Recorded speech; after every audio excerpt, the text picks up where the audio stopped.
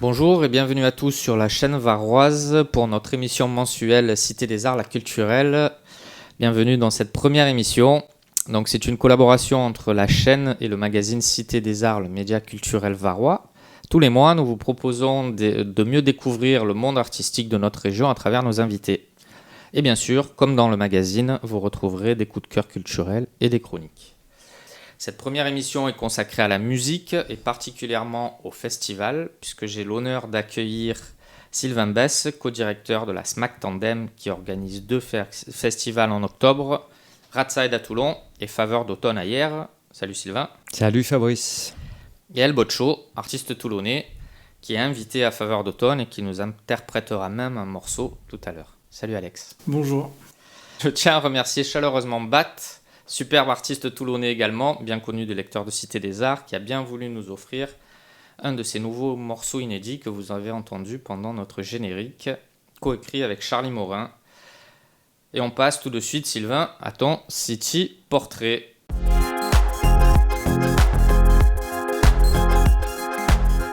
Alors Sylvain, après avoir obtenu ton diplôme de photographe à Tours, tu fondes une association qui diffuse de façon itinérante des films sur le rock. Quelque temps après, tu rejoins notre belle région et continues à créer diverses associations dont le but principal est d'organiser des concerts. Pour finalement, en 2001, il y a bientôt 20 ans, co-créer Tandem avec Marc Bodino. Alors Tandem, c'est une SMAC, scène de musique actuelle, qui a pour mission la diffusion de spectacles, des actions de médiation et de sensibilisation des publics, un soutien aux artistes et le développement des cultures émergentes, de la vie culturelle locale et du secteur de musique actuelle. Tout ce qu'on aime, quoi. On l'a bien compris, tu es passionné de musique et particulièrement de rock et de folk. Et donc ce mois-ci en particulier, tu organises deux festivals importants dans notre région, Ratside et Faveur d'automne. J'ai tout bon ? Tout bon. Alors, donc tout de suite, on va commencer par parler du Ratside. Festival donc toulonnais qui existe depuis plusieurs années maintenant. Donc en partie annulé malheureusement, on en parlera cette année. Donc, quelle est la philosophie et quelle est la genèse un peu de ce festival ? Quelle est l'envie sous-jacente ? L'idée, c'était de créer sur Toulon un festival qui soit dans différents lieux de la ville déjà, pour occuper un petit peu le territoire, mais surtout pour que les propositions artistiques puissent trouver leur écrin, à la fois d'un hôtel des arts qui fait 80 places, jusqu'au Théâtre Liberté qui en fait 700, pour pouvoir avoir à la fois des artistes en développement, des jeunes artistes découvertes, dans un cadre intimiste, jusqu'à la tête d'affiche qu'on peut faire dans une salle, y compris dans une salle assise, parce que jusqu'à présent, on faisait surtout nos concerts à l'Omega Live, donc en salle debout. Et là, ce qu'on voulait, c'est pouvoir accueillir dans cet écrin du Liberté plutôt des têtes d'affiche de la chanson française qu'on ne pouvait plus faire passer, qui ne passent plus dans les salles de concert debout, en fait. C'est pour ça qu'on a pu avoir, dans les premières éditions, Dominica, Arthur H, Dionysos et d'autres. Et que là, on accueillera donc la Grande Sophie pour cette tête d'affiche au Théâtre Liberté. D'accord, donc les deux concerts que tu as pu maintenir parce qu'ils sont en position assise, c'est bien ça ?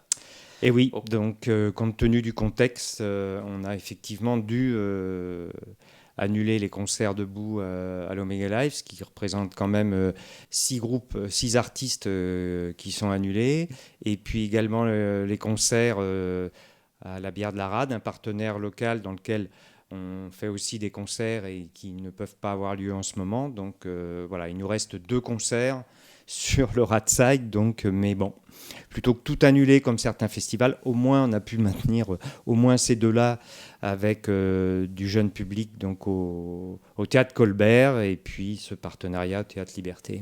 Alors est-ce que tu peux nous parler un petit peu plus de ces artistes, donc Oko de Berre ? Alors, Oko, c'est donc ce qu'on appelle un ciné-concert. Donc là, on parle d'un dessin animé, en fait, ça s'adresse au maternel, au très jeune public, donc autour des animaux.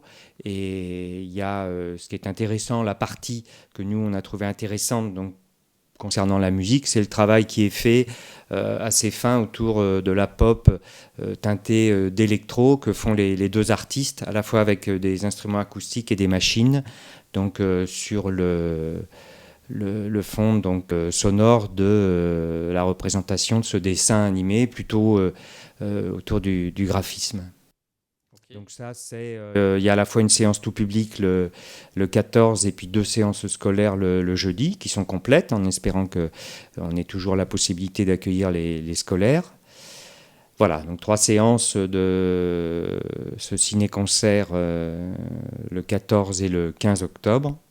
Et puis donc la Grande Sophie, qui viendra à la fois jouer son nouvel album, mais aussi des bons morceaux de ses albums précédents, puisque c'est un artiste quand même qui a quelques années de carrière maintenant.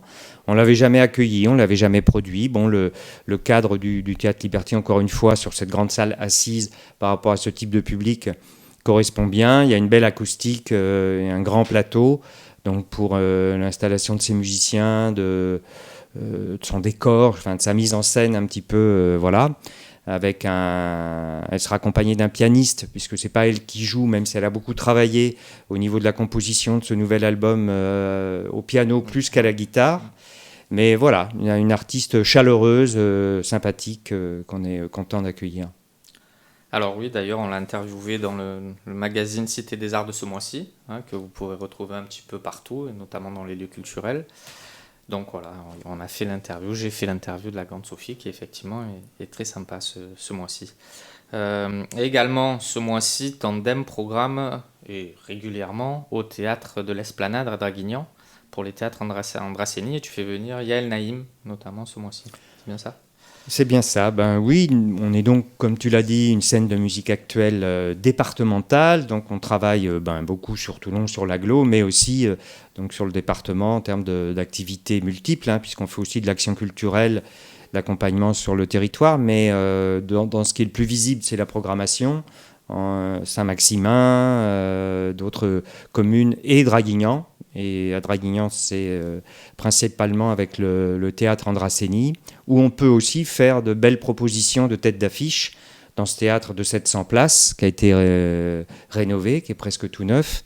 Et voilà, donc c'est pour ça que j'ai proposé à Maria cette programmation sur le nouvel album de Yael Naïm. Donc, elle travaillait avec un chœur piano-voix, et donc ces chœurs derrière, donc c'était quelque chose de très sensible, de très beau, qui pouvait aussi être très joli dans ce théâtre. Donc voilà, ça, ce sera le 16 octobre. Ok. Alors, on va passer maintenant à la City List. Je vous ai demandé donc à tous les deux de choisir quelques coups de cœur, comme on a l'habitude de le faire dans Cité des Arts, que ce soit dans le magazine, que ce soit sur notre émission de radio Cité des Arts, le show sur Radioactive, que l'on salue. Ou maintenant dans cette émission La Culturelle. Donc la City List.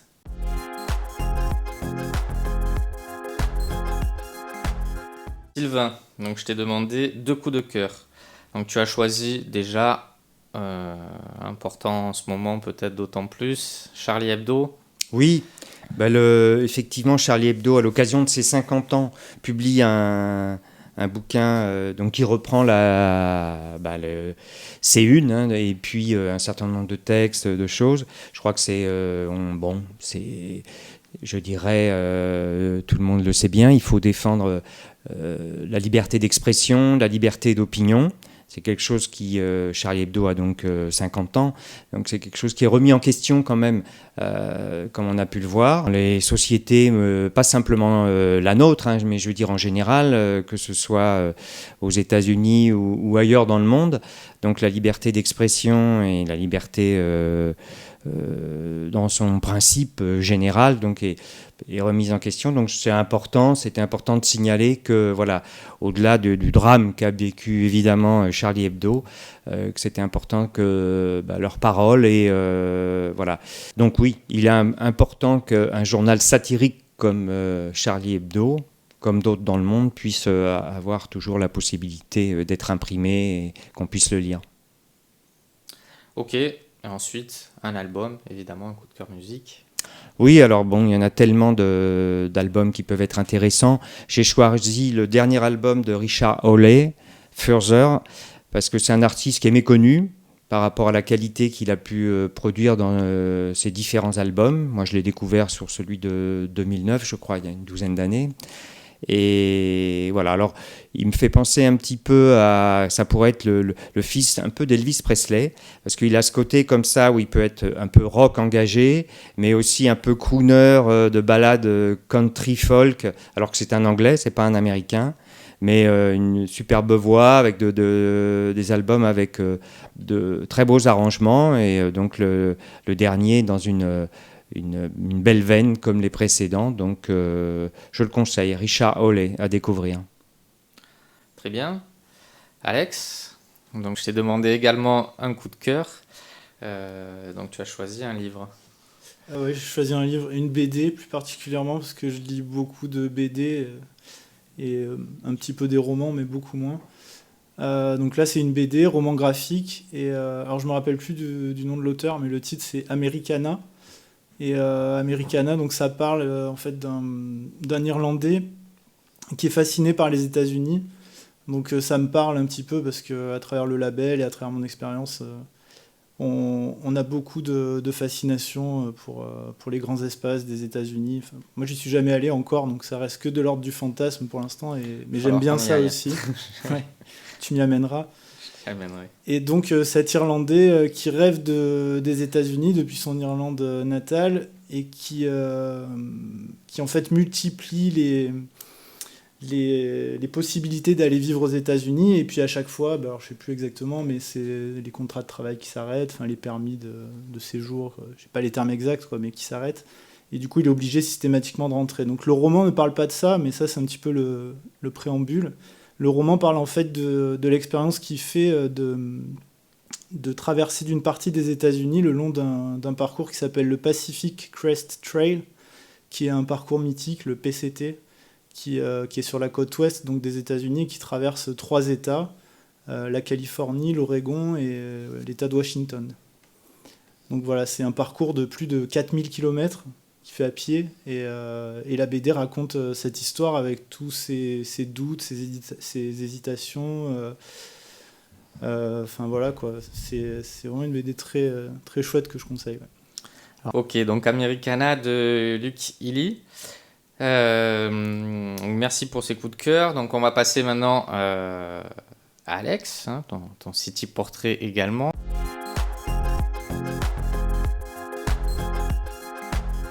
Donc sous le nom d'El Boccio. Donc El Boccio, alias Alexandre Tellier-Moreni, est guitariste et chanteur. Il y a quelques années, il fonde le groupe El Boccio sans H, avec entre autres Sébastien Poggioli, connu des Toulonnais. À la base, ils sortiront 3 albums remarqués de pop rock anglaise avec des influences telles que les Beatles. En solo, El Boccio, avec un H, s'évade et s'affranchit des codes de la pop. Il propose des créations live, des performances, des créations vidéo, des concerts folk, des écoutes sonores et même du selecta. Géographe convaincu, il privilégie les créations contextuelles et les conçoit comme des parenthèses originales et singulières qu'il évite de reproduire à l'identique. Il vient de sortir 3 morceaux en solo et un avec le groupe, avec des clips réalisés par la plasticienne toulonnaise Léna Dur, connue également de nos lecteurs. Parallèlement, il a créé le micro-label toulonnais Toulon Records, dont Cité des Arts est partenaire d'ailleurs, qui distribue des groupes autour du rock indé de la région toulonnaise avec Hi-Fi Club, BP, Twin Apple, mais pas que. J'ai tout bon ? Presque. Si je peux compléter, juste. Ouais, complète. Donc El Boccio s'écrit avec un H par rapport à la version initiale, mais aussi avec 2 L. C'est vrai. Petite nuance, voilà. Tout à fait. C'est L comme enfer. Hein. Tout à fait, c'est Hell comme enfer. Pourquoi Hell ? Parce que justement, l'idée de cette proposition, c'est de s'affranchir un petit peu des codes de la pop, comme tu l'as dit justement, et donc de partir sur des propositions un petit peu plus, pas forcément diaboliques, mais un petit peu plus libres, en tout cas dans leur forme. Et pourquoi pas diabolique aussi, si c'est dans le mood du moment.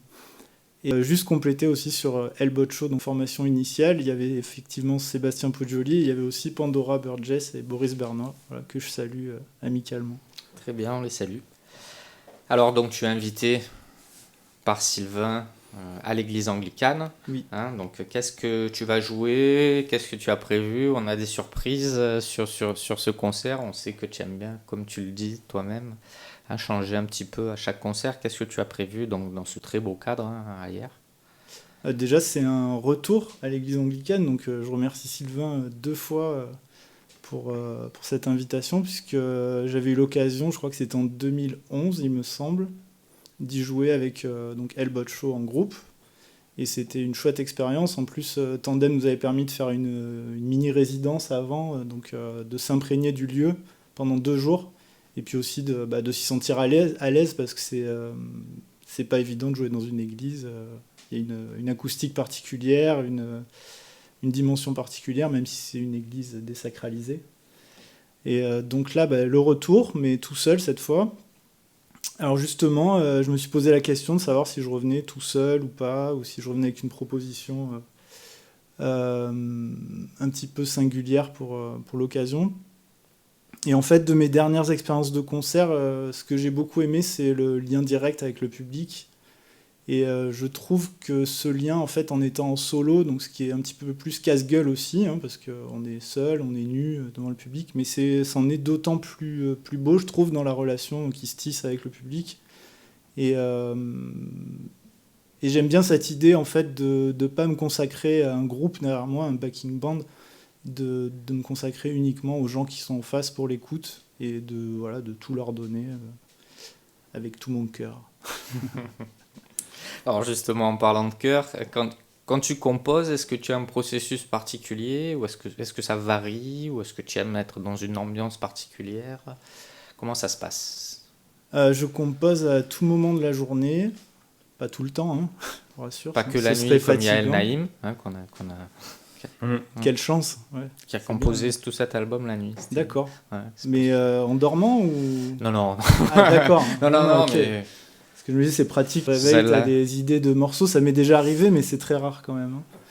Et puis ils ont l'air super au réveil, mais après quand on les joue à la guitare, on est très déçus souvent. Donc vaut mieux être... Tom York disait dans une interview sur une télé américaine que Processus travaillait beaucoup la nuit pour lui, quoi. Justement, qu'il aimait. D'accord. Et qu'il se réveillait justement avec des nouvelles idées de morceaux qu'il avait créés la veille. C'est intéressant. Donc moi non, je compose en pleine conscience la journée, donc à n'importe quel moment, c'est-à-dire que quand il y a une idée qui me vient, alors soit j'ai une guitare sous la main et du coup ça part de ça, un peu de gratouille et un peu de yaourt à la voix au début, ou des premiers mots, des premières intentions qui arrivent. Parce que c'est en anglais. En anglais, oui. Ouais, donc des mots anglais, souvent qui finissent les phrases, tout ça. Donc il y a des textes qui commencent à se construire. Soit j'ai pas de guitare sous la main, et dans ce cas-là, j'utilise mon téléphone portable et la fonction enregistreur. Et donc j'ai comme ça, je pense, une dizaine de milliers de notes, de mémos. Enfin, j'exagère peut-être. Quelques années à finir. Mais pas. Ouais, non, mais c'est dingue. Et bon. Voilà, j'ai une bibliothèque de mémos comme ça, plus ou moins abouties, qui deviendront quelque chose ou pas. D'accord. Et après tu réécoutes et tu dis tiens ça je prends. Ouais, je leur mets des notations aussi, pour pouvoir m'y retrouver, parce qu'avec les noms c'est compliqué.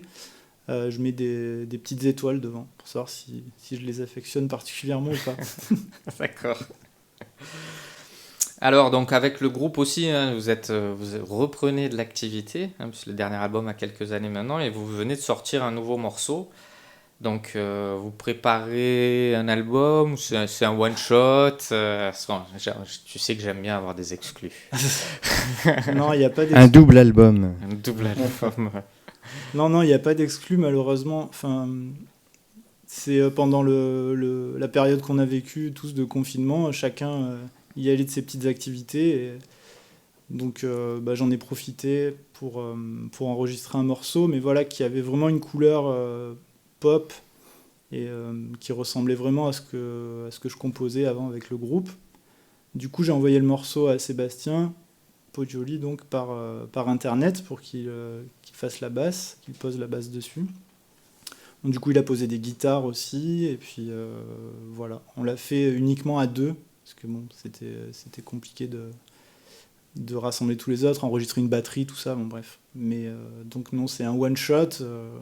Il y en aura peut-être un autre, quoi, mais ça restera voilà, juste des petites propositions comme ça. Il n'y a pas de projet d'album qui demande de l'énergie, du temps et une ambition derrière, c'est-à-dire de faire tourner le groupe, tout ça. Et là, l'envie n'y est pas du tout. Donc voilà. Ok. Donc on retrouve le clip, hein, par contre, tourné par, on va en parler, réalisé par Léna Dure plutôt, Oui. sur ta chaîne YouTube, Oui. où on retrouve les clips de tout le label. Hein. Il y en a Oui. pas mal. Commence à y en avoir beaucoup. Ouais. Commence à y en avoir beaucoup. Et donc, qu'est-ce qui te plaît justement dans l'univers de Léna Dure, qui a réalisé une grande partie des derniers clips que tu as proposés, hein? Qu'est-ce que... En dehors du fait que c'est ma compagne et que c'est pratique de faire des choses ensemble. Non, ce qui me plaît dans son univers, pour le dernier clip, c'est un clip très simple en fait, hein, où on me voit face caméra, un peu déguisé en pseudo loupard, pseudo gitan, on sait pas trop, en train de boire du lait dans un verre en cristal. C'est une belle crête, crête. Voilà, donc en fait, on s'est amusé pour tourner ce clip. Pour l'anecdote, donc en fait, Léna a plusieurs caravanes sur son terrain, là où elle habite, et du coup, elle avait le projet, donc toujours pendant le confinement, pour s'occuper de débarrasser une de ses caravanes. Et du coup, comme elle m'a dit ça, j'ai dit profitons-en pour... une fois que tu as enlevé toutes les affaires, pour créer un décor. Donc ça, c'est sa spécialité, puisqu'elle est artiste plasticienne, comme tu l'as dit, et photographe, et qu'elle met en scène des collections d'objets qu'elle a depuis plusieurs années, sous diverses formes. Donc là, voilà, l'idée, c'était tout simplement ça, d'utiliser cette opportunité de vider la caravane pour en faire un petit décor, voilà, un petit écrin pour mon clip. Très bien. Alors Alex, je t'ai demandé et tu as accepté de nous jouer un petit morceau. Oui. Et tu viens juste là avec une exclue. Pour le concert, ouais. C'est un morceau qui a quelques jours. Comme les enregistrements aussi, ça fonctionne un peu pareil. Quand tu sais que tu vas aller en studio, je sais pas, il y a un bouillonnement créatif et du coup, voilà. J'avais envie d'écrire un morceau un peu différent des autres, quoi, qui sont beaucoup sur des modes arpèges. Bon, ça reste très folk, tout ça, mais voilà. C'est un morceau un petit peu différent de ce que j'ai pu faire ces derniers temps. D'ailleurs, j'ai mis un capot d'astre, voilà, pour que ce soit plus aigu. D'accord. Et donc, ça s'appelle Improve Myself. Un beau programme. Un beau programme.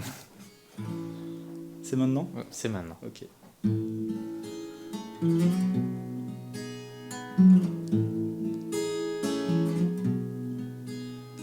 I fix it myself, I won't let it down again. A lonely bad sense that I can't push forward. I pull the string just to see the shadow. I find a wire in the dark. It's in my mind, what am I looking for? I let the boring thoughts away. Maybe I will improve myself, or maybe I will break up. My skin is stronger than a shell, but now it's time to wake up. It's time to find a way to live on my own. When my body can't stay, my soul runs away.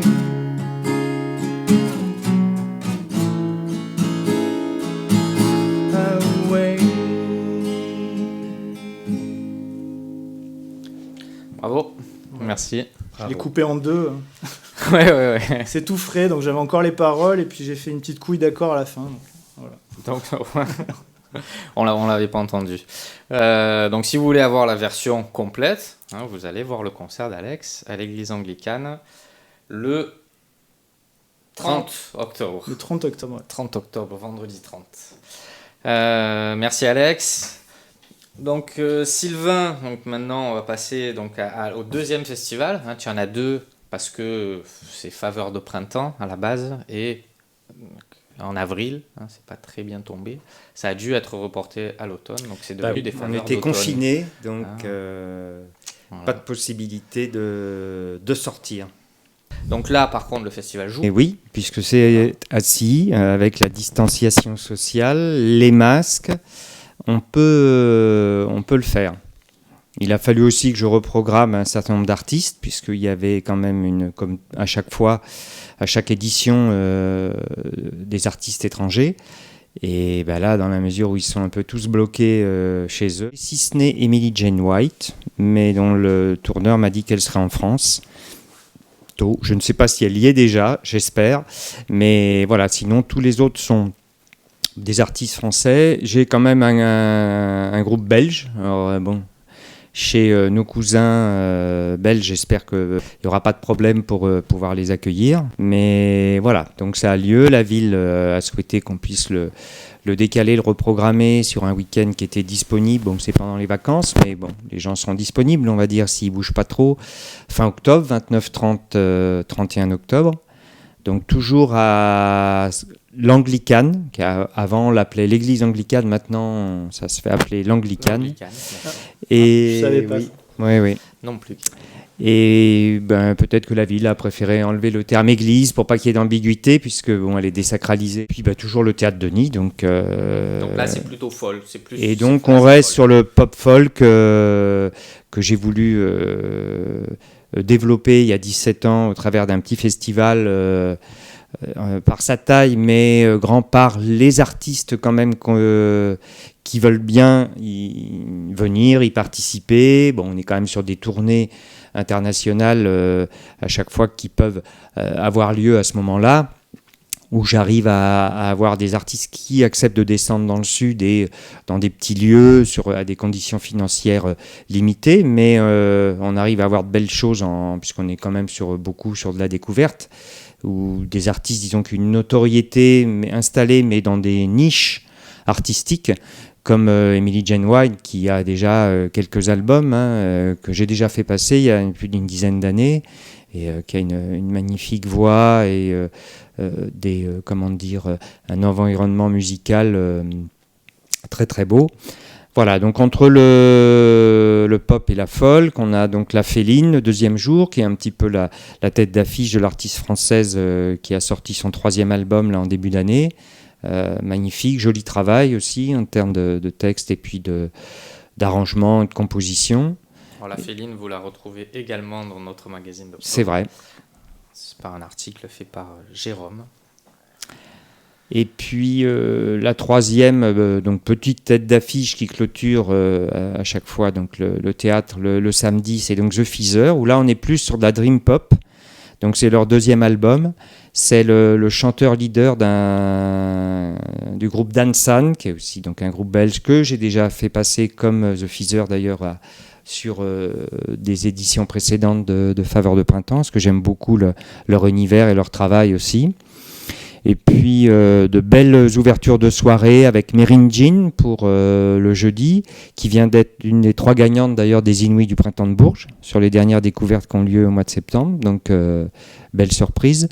Donc c'est une Australienne qui vit à Paris aussi depuis quelques années, qui pareil, c'est un univers très intimiste qu'elle développe elle piano-voix et avec une violoncelliste.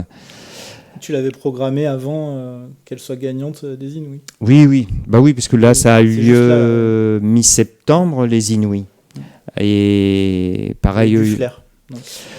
Écoute, oui, disons qu'en France, je piste quand même pas mal tout ce type d'artistes. Donc voilà, j'avais trouvé que c'était intéressant au moment où il fallait justement le reprogrammer, parce que j'avais un G Sunday qui était normalement prévu au départ, un Américain qui a sorti un magnifique album, mais bon, on verra ça pour plus tard. Voilà, donc et puis donc à l'Anglicane, on retrouve quelqu'un aussi qu'on a vu plusieurs fois, c'est Troy Van Balthazar, donc déjà programmé sur la scène du Théâtre Denis dans le cadre de Faveur il y a plus d'une dizaine d'années aussi. Je l'avais reprogrammé dans le cadre du Ratside à l'Omega Live, et là donc sur le nouvel album et cette nouvelle tournée en solo, c'est lui qui fera l'ouverture à l'Anglicane le jeudi. Donc notre ami El Boccio le vendredi, et puis le samedi un très beau projet aussi avec Emeric Meni qui est plutôt en folk blues et qu'on devait accueillir sur une des dates qu'on a annulées là pendant le confinement, mais qui viendra avec 2 jeunes femmes aux cordes, donc violon, violoncelle, donc qui sera aussi un beau programme pour l'Anglicane. Et avant The Feather le samedi 31, j'allais t'en parler. On aura donc le groupe, deuxième groupe toulonnais dans la programmation cette année, donc Iman El Alouat. Donc très beau projet aussi folk pop qui se développe, qu'on accompagne d'ailleurs tandem dans le cadre du développement avec des résidences et un environnement professionnel autour. Très bel univers. Voilà, donc encore de beaux artistes à découvrir sur cette 17e édition, 16e édition. J'ai plus de souvenirs. Mais à un an près, on est là-dedans. Mais voilà, donc Faveur de printemps. Au 31 octobre, ouais. Quelques spectacles sont complets, je crois. Troy notamment. Oui, l'ouverture par rapport au jeudi de Troy. Mais je crois que pour le reste, il reste encore des places, que les gens ils s'y prennent doucement pour l'instant. Enfin, ça dépend des spectacles, mais bon. Là, il reste de la place sur tout le reste. Ouais. D'accord, ok, très bien. Et sur la Grande Sophie? Alors, la Grande Sophie, je crois que c'est passé en liste d'attente. Il restait une vingtaine de places la semaine dernière, donc, mais il faut quand même se renseigner. C'est comme les jauges sont réduites, ouais. Je dis pour nos spectateurs, parfois il faut s'y prendre un petit peu avant. Oui, parce que là, avec on est un peu plus de 400 sur les 650 places au théâtre, compte tenu des espaces à faire respecter entre les personnes et les groupes de personnes. Donc, on est obligé de travailler sur entre 60 et 70% des jauges. Il n'y a pas de billetterie sur place sur tous les concerts Alors, si, il y en aura. Alors, à part la Grande Sophie, c'est complet, mais effectivement, mais pour le reste, ici, il y a toujours la billetterie sur place. Ouais. Bien sûr. Alors, merci. On va passer maintenant donc, à notre dernier exercice que j'ai appelé le City. Donc, comme c'est un thème musical aujourd'hui, je vous ai demandé à chacun vos 3 chansons favorites de toujours, du moment, comme vous préférez. On commence par... Allez, Alex. Je m'étais dit que j'allais trouver la 3e pendant l'émission, mais en fait, j'ai pas trouvé. Donc, tu nous as écouté, tu as écouté Sylvain. Oui, voilà, j'ai été très attentif. Alors, j'ai une chanson que je cite spontanément à chaque fois qu'on me demande, donc c'est facile. Donc, c'est un de mes artistes préférés que je suis depuis plus de 20 ans maintenant. Ce qui ne me rajeunit pas. C'est celle-là, c'est ce qu'on dit. Donc, c'est Beck. Et le morceau que j'affectionne particulièrement, il s'appelle Birkan, et voilà, c'est un morceau qui était dans les premiers albums. Comme Canette de bière, ça. Comme Canette de bière, tout à fait. Un morceau qui s'appelle Canette de bière, donc qui renvoie à toute une époque d'insouciance où on buvait de la bière et on mangeait des biscottes. Ce qui est toujours le cas. Pour certaines personnes, oui, mais pour moi, malheureusement, non. D'accord. Malheureusement ou pas, je ne sais pas. Donc voilà, Birkan, que je vous encourage à écouter, très beau morceau. Le premier, ça c'était le premier. Il m'en reste 2. Réfléchis bien. Le deuxième, donc je l'ai trouvé en venant en voiture ici. Je sais pas pourquoi. C'est un morceau de la bande originale de Arizona Dream. D'accord. Chanté par Iggy Pop. Ouais. Voilà. In the Death Car. C'est un morceau, je trouve Énorme. que je pense qu'on peut l'écouter vraiment un paquet de fois avant de s'en lasser de ce morceau. Donc je trouve que c'est bien représentatif d'un morceau voilà, intemporel qu'on aime bien. Et donc comme dernier morceau, je voudrais dire un morceau du groupe de Go Team. Mais je n'ai pas de morceau particulier là qui me vient à l'esprit. Donc voilà. Ce Go Team, c'est un groupe anglais. C'est surtout un projet autour d'une personne, mais autour duquel se sont greffés d'autres musiciens. Un projet super énergique avec des chanteuses qui dansent. Sur scène, c'est un peu bordélique. C'est pas très propre, quoi. Mais par contre, sur album, c'est très propre. C'est fait de pas mal de samples. Sur l'avant-dernier album qu'ils ont fait aussi, ils utilisaient des fanfares. C'était assez énergique. Voilà, un groupe que je recommande aussi. D'accord. The Go Team. The Go Team. J'irai voir. Sylvain, tes 3 morceaux. Bah écoute, favoris. moi aussi je suis plutôt allé, favori, je suis allé chercher un petit peu dans la myriade de mes milliers de morceaux favoris, mais pour éviter éventuellement David Bowie, Patti Smith, Neil Young, Leonard Cohen ou Lou Reed et les autres, puisque bon, on les connaît tous et puis ils sont tellement dans nos panthéons à tous que bon, je suis allé chercher un petit peu sur les chemins de traverse des choses que j'aime beaucoup écouter. Voilà. Alors moi, j'avais pris des notes parce que bon, il y avait aussi le gag de celui que je mets toujours avec ma femme et ma fille. Il y a une dizaine d'années quand on a découvert ça, mais pour partir en vacances, le morceau qui est bien dynamique, voilà. Pour le départ, allez, on embraye, on passe la première. C'est un morceau de Band of Horses d'un album de 2010 d'Infinity Arms, c'est Dilly.